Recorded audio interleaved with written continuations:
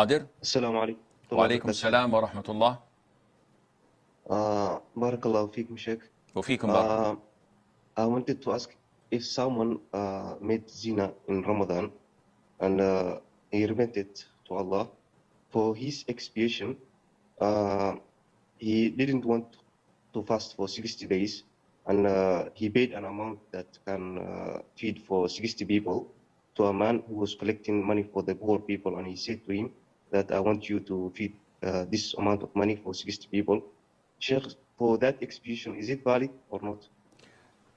Any intercourse during the daytime of Ramadan, whether it is halal, such as in the case of marriage, or haram, such as in the case of fornication or adultery or zina.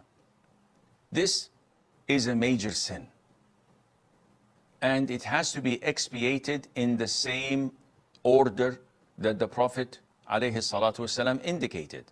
Number one, free a slave. We don't have slaves nowadays. Then you go to number two.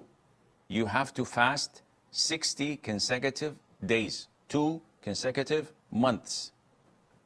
If a person is sick or has a legitimate reason that is valid with Allah, not just because, oh, what would I say to the people? I have work, I have this. No, this is not valid. You've done a major sin and you have to pay for that, and paying for that is by fasting 2 consecutive months. If a person is unable to do this, then we go to option number 3, which is to feed 60 poor Muslims.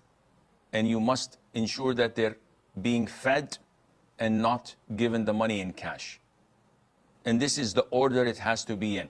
If a person can fast, but he went to the third option and fed 600 people, not 60, it doesn't work, and Allah knows best.